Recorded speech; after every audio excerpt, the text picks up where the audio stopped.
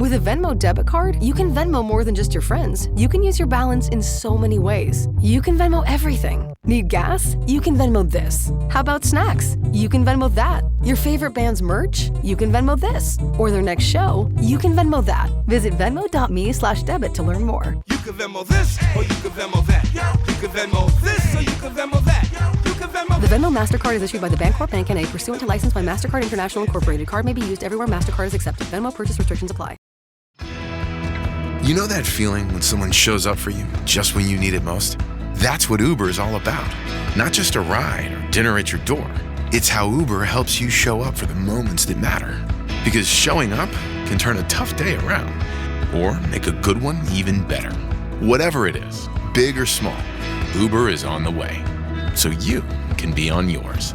Uber, on our way.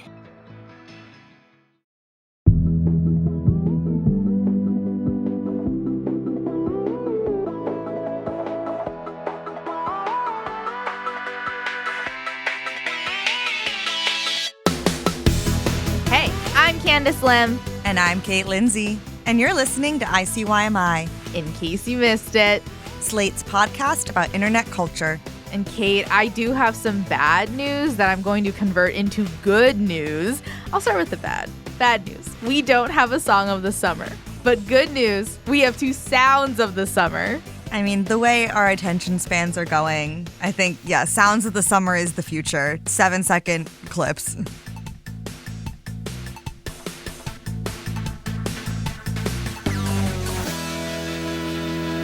Exactly. And the thing is, both came to me on the same weekend, Father's Day weekend, actually. Mm-hmm. And you know what?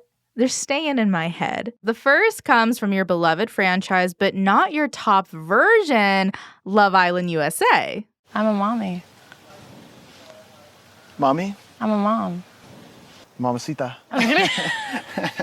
That is Huda from Love Island USA telling another contestant, Nick, that she is a mother. Have you seen this? I have seen this. I've been getting served lots of Love Island USA clips, but while I'm watching UK, that's all I have time for. I don't have time for 2. Mm-hmm. So clips are going to be how I'm consuming Love Island USA, even though I do believe it's just as good. I just have loyalty. But yes, that sound really, really makes me laugh because it is like a guy fighting for his life in hopes that he can make it that this woman is not a mom in front of him is what I'm getting from it. He's like, no, surely not.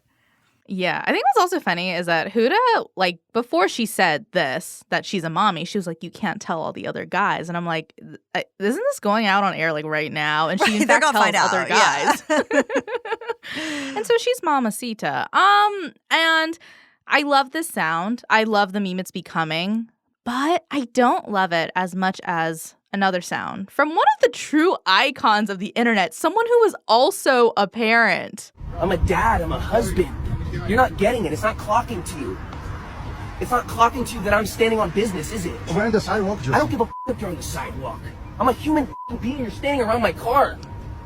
At the beach.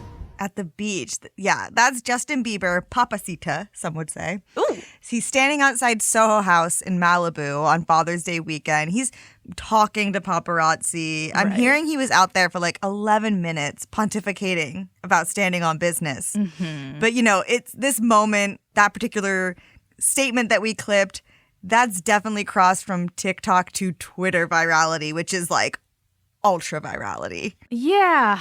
It's so funny because when I saw this clip, when I saw the sound going viral, my body just kind of like went back to 2012 when Justin Bieber paparazzi, like those were the biggest SEO words of all time. He was always talking to them, always like confronting them. Those videos just kind of became like our highest form of water cooler culture. And before we really dissect this piece of text, I will say Justin has actually been very active online this year. Some of it is funny. Some of it has kind of brought up some questions about his wellness. I'm thinking of like him performing Snooze with SZA a few weeks ago. Yeah, he's been kind of crashing out on Instagram stories. Yeah, and so there are some, comments. There's some discussion about him possibly being unwell.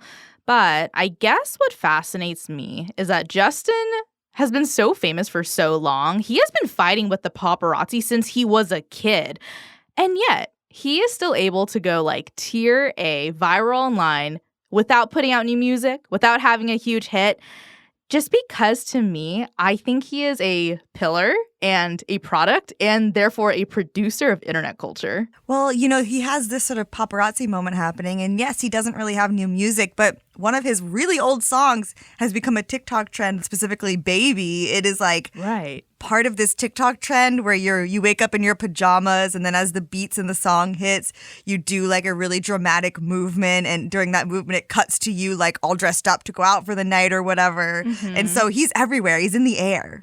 But I want to talk about this moment specifically because you watched the original video, and I mean, you came in today, you were like, let's break this down line for line. Yeah, I mean, the thing is, we've played you some of them, but some of the other lines that I actually think are great is when he was like, I don't know who's paying you to provoke me, but I'm not the one. I'm a real dad, a real husband, a real man. And I was just like writing all of this down, and I was like putting this together. Yeah, I want to say for listeners, Candice is not reading that off anything in front of her. She just knows what he says. Yeah, it's in my blood. Yeah.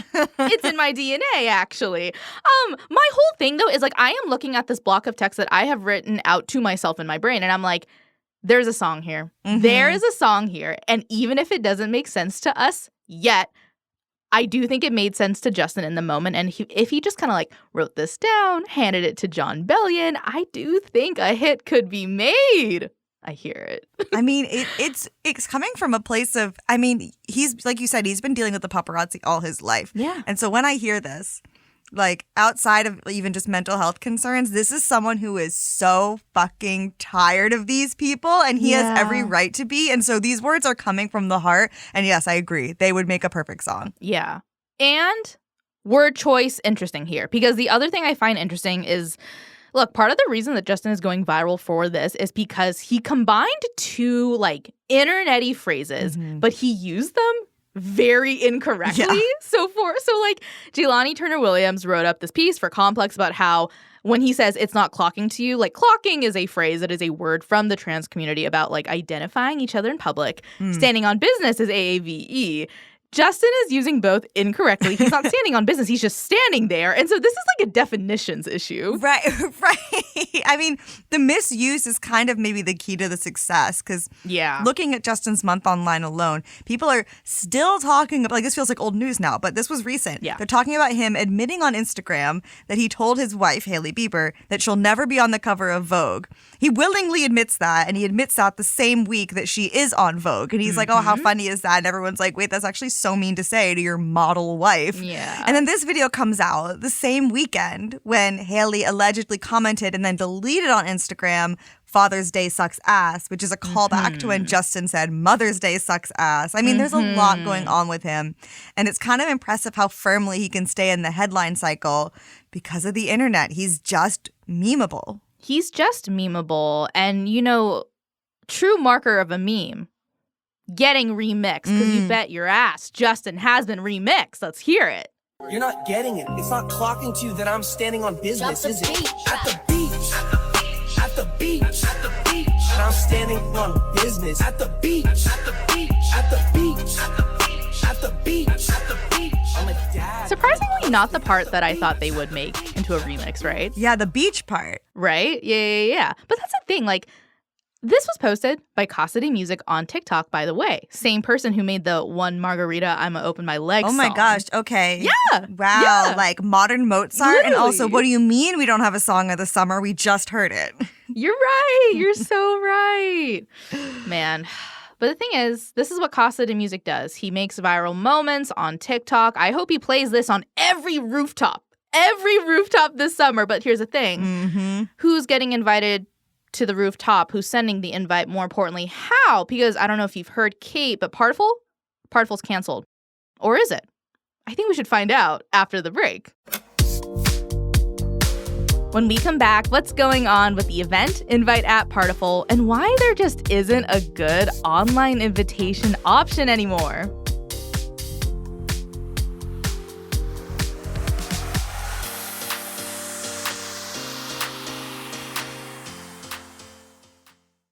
This podcast is brought to you by Progressive Insurance. Do you ever find yourself playing the budgeting game, shifting a little money here, a little there, and hoping it all works out? Well, with the Name Your Price tool from Progressive, you can be a better budgeter and potentially lower your insurance bill too. You tell Progressive what you want to pay for car insurance, and they'll help find you options within your budget. Try it today at Progressive.com. Progressive Casualty Insurance Company and Affiliates. Price and coverage match limited by state law. Not available in all states. This podcast is brought to you by Progressive Insurance. Do you ever find yourself playing the budgeting game, shifting a little money here, a little there, just hoping it all works out? Well, with the Name Your Price tool from Progressive, you can be a better budgeter and potentially lower your insurance bill too. You tell Progressive what you want to pay for car insurance, and they'll help you find options within your budget. Try it today at Progressive.com. Progressive Casualty Insurance Company and Affiliates. Price and coverage match limited by state law. Not available in all states. Hi, listeners. So we're working on something fun for Pride this year, but we need your help. We're making an episode about coming out on social media, and we want to hear your stories. So whether you posted a quick tweet or made a full-on YouTube video about it, we want to hear from you. Did coming out online make things easier IRL or more complicated? Or maybe seeing a content creator you admire post their truth helped encourage you to do the same. If you've got a story, we want to hear it. So send us a voice memo at ICYMI@slate.com, and you might be featured on this future episode. All right, back to the show.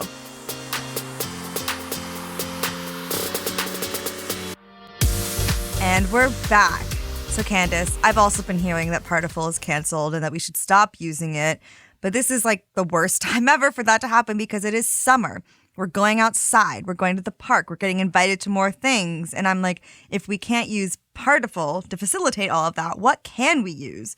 But let's, more importantly, start with what happened with Partiful. Yeah, I can help with that. So first off, Partiful, it's an event invitation service. It got big in 2024 because, you can make cool custom graphics and it has animations. Gen Z, they love it. And in general, very fun. Yeah, I feel like every time I get a Partiful, I'm probably most excited to just sort of see what meme or image my friends have used as the invite art. There's a lot of sort of meme creativity happening there. But you're right. It comes with this humor forward lens. When I use it, I personally like to just use the most extravagant fonts that I can find and just really go over the top ridiculous. Making a Partiful is kind of dare I say, new MySpace layout. New way of showing your personality trait, showing off how online you are and how chaotic this birthday party might be. I think that's so true. And I think its biggest difference, what makes it stand out from the invite crowd, is who's using it. It's creatives. It's your friends who theoretically could have a podcast if they didn't work at an ad agency full time. It's framed as this younger Gen Z user base. And I think that generational exclusivity kind of helps it beat out Eventbrite or Facebook Events or Google Calendar. And sometimes it can feel like Partiful came out of nowhere until two big things happened. So first, they got the New York Times profile treatment back in 2022. And then a few months ago, Apple tried to create a Partiful copycat, which I do feel is the marker of you made it, in app world. Are you really even an app if Apple or Meta isn't trying to sort of make their own version of it? But in February, Apple released Apple Invites. And while you don't need an iPhone to RSVP, you do need a paid iCloud subscription to send invites. And that is the inherent problem right there. Paying for Apple Invites already kind of puts Partiful above the pack because Partiful is free. But I want to go back to how did we get here? Partiful was started in 2020 by Shreya Murphy, their CEO, and Joy Tao, their CTO, Chief Tech Officer. And Partiful's whole thing is that you don't need to download an app to RSVP. It's easy to track RSVPs by email and text. There's polls, questionnaires, and it's just easier to share because you can drop a link, and all of this combined, I think, made Partiful popular. And by 2023, Partiful says that they had millions of users. And it felt like it was growing and growing with no ceiling until April of this year, when curator and activist Jessica Halleck wrote a blog post for her website, NYC Noise. And looking at this blog post, it's funny how Partiful-esque it looks. There's customized memes and it's all basic Arial font. But what Halleck lines out is that Partiful is potentially problematic because, turns out, the co-founders used to work at Palantir. Yeah. So Palantir is a data analytics company. It was co-founded by Peter Thiel, who was on Trump's transition team and a prominent billionaire donor to his campaign. And since the Obama era, Palantir has been in contract with the CIA and ICE. And in April, Joseph Cox of 404 Media was able to obtain slacks from Palantir employees that showed they were helping Trump's deportation effort. For years, Palantir has been creating software that helps the Immigration and Customs Enforcement Agency track and manage deportations, monitor visa overstays, and target transnational criminal organizations. And this is both an employment and an ethics question because the founders of Partiful, they didn't obviously create Palantir, and a lot of people work for companies they don't agree with politically. So is this indictment of Partiful fair? Like, are they really just second-degree LinkedIn connections at best? Yeah. I can't say the question is answered, but there are some interesting crumbs to kind of parse through. Kat Zhang wrote about this Partiful controversy for The Cut. She talked to their CEO, Murphy, about this, and Murphy said that at Palantir, she worked on the business operations and strategy team. Co-founder Tao was a product engineer, but they worked on private sector projects, and Murphy said, quote, "I didn't agree with a lot of the government work, and I consistently chose not to work on that side of the business while I was there." I guess, though, the question is, like, where is the money coming from? Like, having come from Palantir, did Palantir invest in Partiful in any way? Like, are they getting money from us if we use Partiful? Right. In October of 2024, Murphy responded to, a now-deleted tweet, and she wrote, "Hey, definitely not funded by Palantir." She continues, "Left for good reasons and happy to be working on something more values-aligned now. Hope this helps." Hey, definitely not funded by Palantir to be like my Instagram bio. No.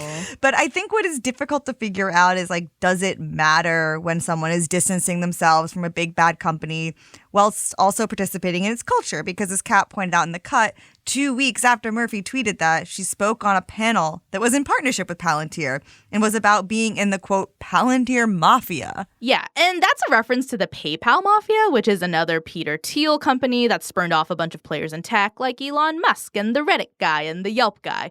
But, Kate, you want to know what's most ironic about that little event? I mean, I already know. They made the invite on Partiful. Exactly. And Murphy told The Cut that she was, quote, actually critical of Palantir at that event. But the thing is, none of us were there, so we don't really know how critical, if critical. But I think another concern surrounding this controversy is, the fact that Partiful does ask for a lot of your information, even though on their website they claim they don't sell personal data as a source of revenue. Yeah, but there are a bunch of pop-up windows when you go to make an account or, RSVP to an event that ask users what they are allowed and not allowed to know about you. So this is your birthday, your entire contact list, the location of your party, which are a lot of times people's homes. There's obviously your email and your phone number, which they need in order to RSVP to something. And to be clear, Partiful is not the only app that asks if you want to input that info, but we are in a time where more and more people are concerned about and asking specific questions about how their data is going to be used by these apps. There's a ton of class action lawsuits about this right now, with companies like T-Mobile, Target, and Meta getting sued when that data is breached. And on top of that, Partiful events can be public. They do this thing where you can see what your friend of a friend that went to this thing that you might have gone to is going to next. And even though Facebook events did that too, right? Some events were public or private.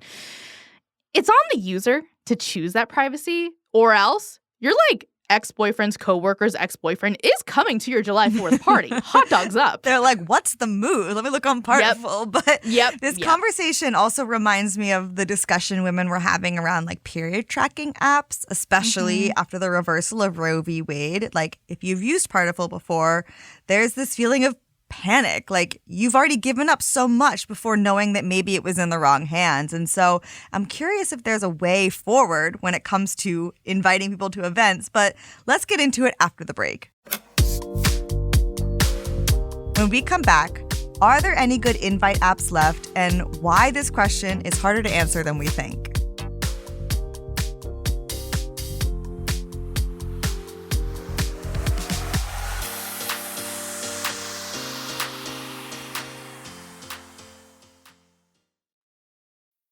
When you hear Lululemon, you probably think of Align yoga pants, weightlessly soft, like you're wearing next to nothing.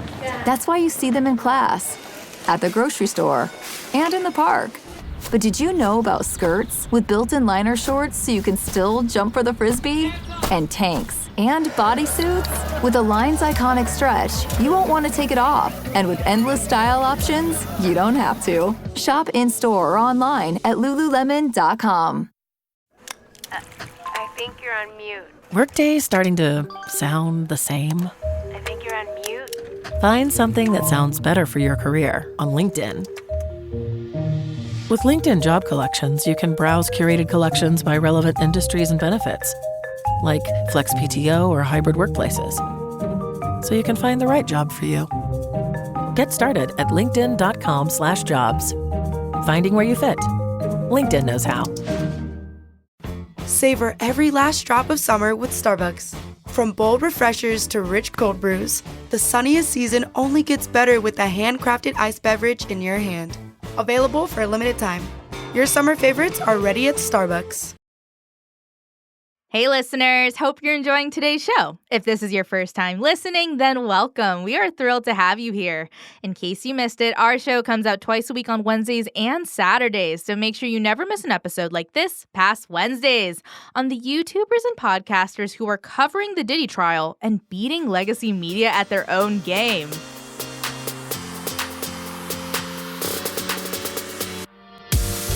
And we're back. And after all that talk about what's going on with Partiful, I have to share, I both made and received a Partiful invite this past weekend, Kate.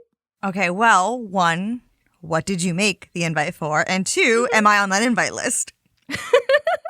Yeah. So Great. Basically, I received an invite to like my friend's little show. I'm not going to lie. I'm not going to go, but I hit yes anyway.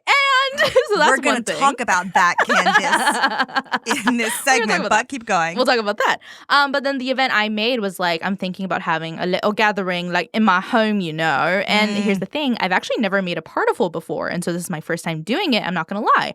I was seduced. I was making graphics. I was, you know, in my little Photoshop app, you know, trying to figure out how to put a rectangle in a square. And it was kind of fun. Yeah, I mean, I would love to. I've been a user of Partiful for a while now. I feel like it's a lot of my cohorts go to, but I would love to tell my favorite Partiful story, which I was reminded of in the last segment when you mentioned looking through invites to see like who's coming or who's going to what. So my friend was throwing a party. I believe it was actually a book party for a book she wrote.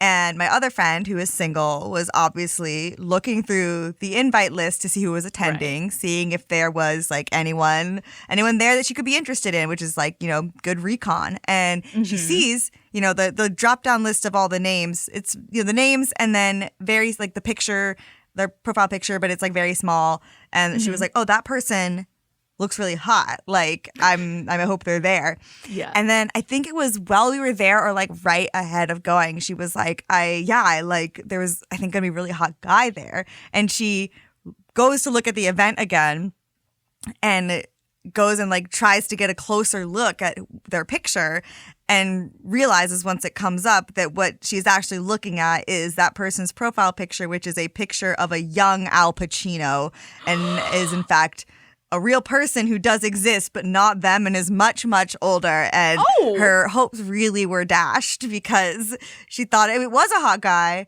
but it was actually a queer woman who had the profile picture and looked nothing like Al Pacino, but I guess just resonated with his spirit. But yeah, she was like a real like catfish heartbreak all in one moment, and it really made me laugh. But when you were making a Partiful, considering it kind of comes in the midst of all this Palantir drama, were you feeling weird about it?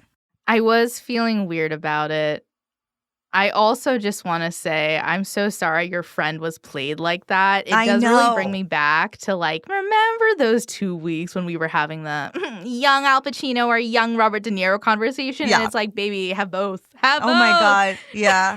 Yeah, and I asked her permission to tell the story on this, Yeah. and she was like, you should note that this happened twice. I didn't know it happened twice, but that because I think it's so small, she still keeps knee-jerk seeing it and being like, Hawkeye, and then realizing it's young Al Pacino. Wait. The other thing, too, is unfortunately, if I was your friend, I think the second time I'd be like, maybe the Al Pacino, the real one, is actually coming. And he's one of those guys that uses his photo from a million years ago. It's like young Al Pacino is going to a lot of events in Brooklyn these days. It's crazy. Yeah, with his little Shrek phone case, he's out and about, out and about. Yeah, exactly. But yeah, no, here's the thing. Outside of Partiful, I don't even know what people could use to like invite each other to events anymore. And so like I want to love it, but I do have a lot of questions and hesitations. Yeah, I mean, we as a society have not really reached a consensus on that, like what we use to invite people to events in like literally 5 years. I mean, I would say Facebook's one utility aside from Marketplace, but the one thing that really kept Facebook going for so long, sort of in our age group, was the event feature, I feel. Like, I feel like most millennials and older Gen Z grew up using Facebook events. And even when I had no other reason to check Facebook, I'd still log on to check in on and make events. Like, that was how my calendar worked. And so that kept me there. Yeah, it was my only way of knowing it was my friend's birthday. Oh, yeah, that's the whole other thing. Yeah. Right. And then the pandemic happened. Yeah, like I was saying, my personal Facebook use was already dwindling. But then when there were no more in-person events, there was fully no reason for me to go on that website anymore. And it kind of feels like it's just never recovered from that because no one is on Facebook anymore. And as we emerged from lockdowns, people ended up using so many different mediums as an attempt to replace it. Yeah. And maybe we should say that, like, you know, there are people on Facebook, but those people are not the ones that we're going to, like, parties and, like, basement shows with. Yeah. And so there's kind of just, like, no crossroads of, like, right. And from what I've seen, young Al Pacino is not on Facebook. So young Al Pacino not on there. Old Al Pacino always on there. Always on there. Yeah. But, yeah, you're talking about possible replacements. What are some of the ones you've seen? So I feel like right as things were opening back up again and people were having like park parties, they were making digital flyers. So just like, you know, literally going on like Canva and making a little flyer with the date and where it is and all this stuff. And then they would just sort of post that image on their close friends' Instagram story, which is like an effective way to get it out to the people you want to get it out to. But it didn't really stick because an Instagram story by nature is so ephemeral. It's only up for 24 hours. And if you're just someone tapping through, you see it and you're like, oh, okay, and then forget. But some people were just straight up texting it out, getting like a group chat together and being like, hey, I'm having this party then, would love to see you. I know that was an option, but it doesn't really come with anything fun. The other one that I still get sometimes to this day is paperless post. And let's be clear, Kate, you've been waiting for this moment for weeks. You were like, I have a paperless post to pop off about. It's your time. Let's go. Yeah, like I'm like my fist is like pumping. I'm getting ready. Yeah. I hate paperless post. So for those who have never been burdened with receiving a paperless post, its main novelty is essentially that there's a little animation of an invite coming out of an envelope, like a little illustration, when you receive it. And listen, I was poking around because I'm a journalist and I'm trying to get all the info, even though I did not want to be on that godforsaken website. But you do get a lot more to work with in terms of customization. The invites are very pretty, but that's because it's not free, which is like point one. Two, they're made to look like paper invites. Like they're kind of replicating the experience of getting an actual envelope, but they're not. And I don't know, this is maybe just a personal pet peeve, but it's also why I hate the concept of something like, quote, cauliflower buffalo wings, end quote. Like, don't present those to me as wings. Like, just be like buffalo cauliflower bites. Just be your own thing rather than approximating a worse version of something else. Yeah. But also something that Partiful and Google have going for them is they are in your calendar and or you've provided your phone number. You get reminders. You see the pop-up. You won't forget it. Paperless post just goes into the void of my inbox, never to be heard from again. And then I find out the day of, as this happened on literally Monday, it was crazy, that I have an event that night that I had no idea about because the paperless post had just been rotting in my 500 unread emails. And so I think my favorite, even though it isn't very flashy, is just Google Cal. making a little Google Cal invite. Yeah. No, and I think this gets into a conversation about purpose because I'll be so honest. First off, I think your paperless post, Rampage, it needed to be heard. It was seen. Thank you so much. Yes. And if you're working at Paperless Post, I'm not mad at you. Right. You know, it's kind of like working at Palantir. It's like, I know you may not align with its mission, but we all get a paycheck. Yeah.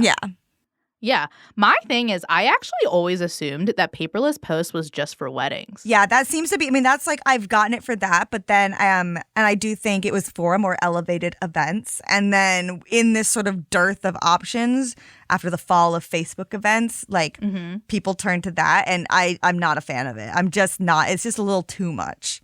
Yeah. And then, so you have that. And then you mentioned Google Cal, which in my head, I always just assume it's work. It's a work meeting. And then we get to Partiful, which I always assume is just for parties. And this is part of the issue. You can't say maybe to a wedding. You should not. You cannot. Do you want the prime rib or the fish? And right? Whereas like a party, you can be a little flimsy. Work meeting, you should go. Hot take, work meeting, you should attend. You can't say maybe, apparently.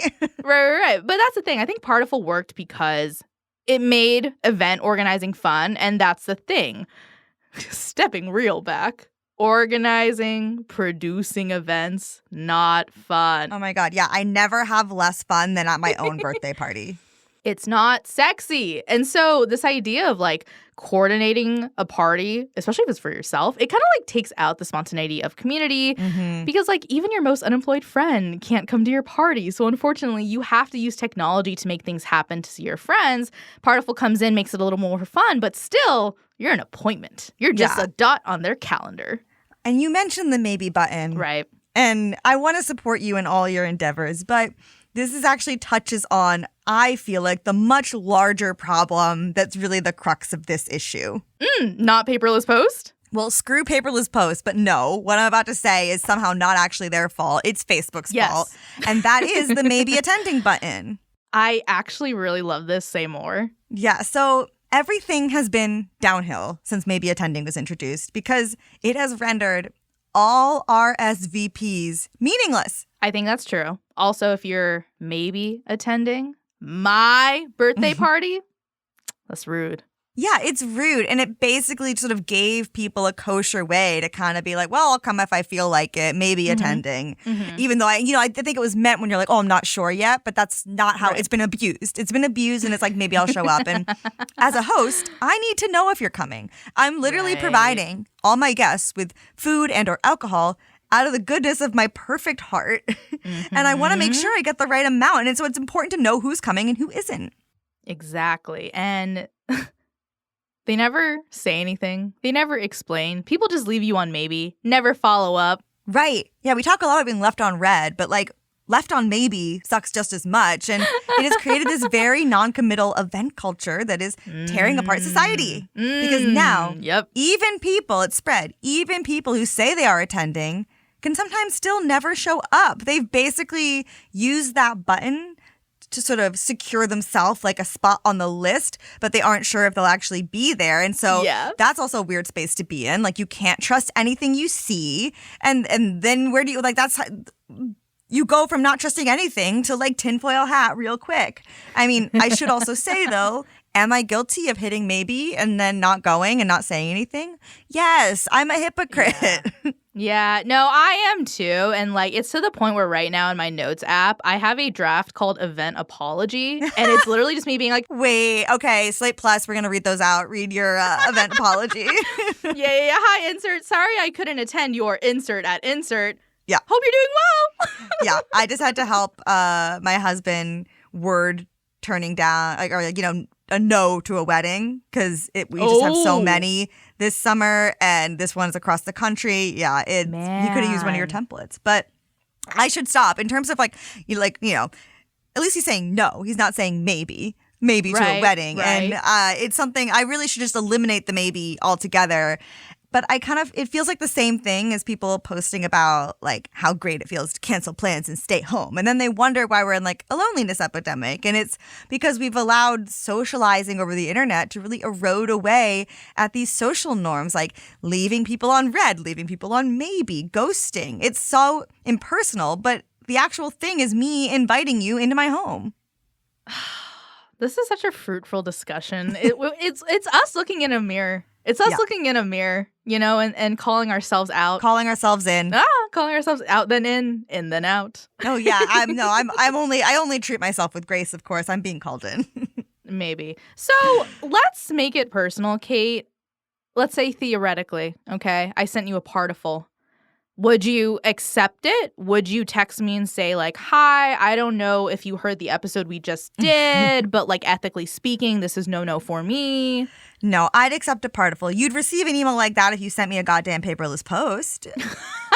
You would be like, hey, block? Hey, block. Yeah, I would. Yeah, no, you wouldn't even hear from me. You'd just get blocked. But, you know, I'd accept a Partiful invite because it can be really complicated to exist in this current world and not participate in something that has ties to something that has ties to something that is doing something you don't agree with. And that's why those things are so sinister, because they're just in everything. And that's a whole other thing about capitalism that we just is not, you know, we don't have time to get down in that right now. So I think you don't want to throw up your hands and say, oh, it's not worth it to be mindful at all. But Partiful is one kind of a gray area from what you've said in terms of the founders and whether or not anything we're doing there is benefiting Palantir. But I also think it's, too, still the best option of the bunch, especially because that is, I would say, what most people are using. And if you want to reach the most people, you got to go where they are. You got to meet them where they're at. Especially if young Al Pacino is going to be there. Yes, yeah. He, from what I've seen, is always at the scene of the Partiful.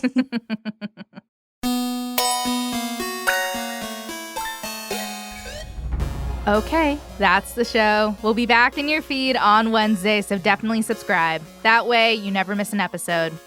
Leave us a rating and a review in Apple or Spotify and tell your friends about us. You can follow us on Twitter at ICYMI_pod, and you can always drop us a note at ICYMI@slate.com. ICYMI is produced by Vic Whitley-Berry, Candice Lim, and me, Kate Lindsay.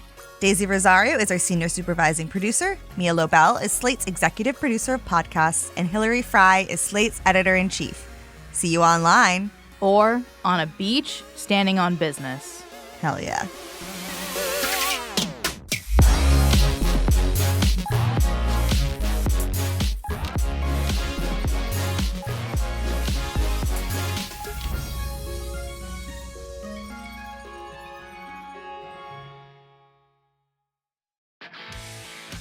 If you're a lineman in charge of keeping the lights on, Grainger understands that you go to great lengths and sometimes heights to ensure the power is always flowing, which is why you can count on Grainger for professional-grade products and next-day delivery, so you have everything you need to get the job done. Call 1-800-GRAINGER, click Grainger.com, or just stop by. Grainger, for the ones who get it done.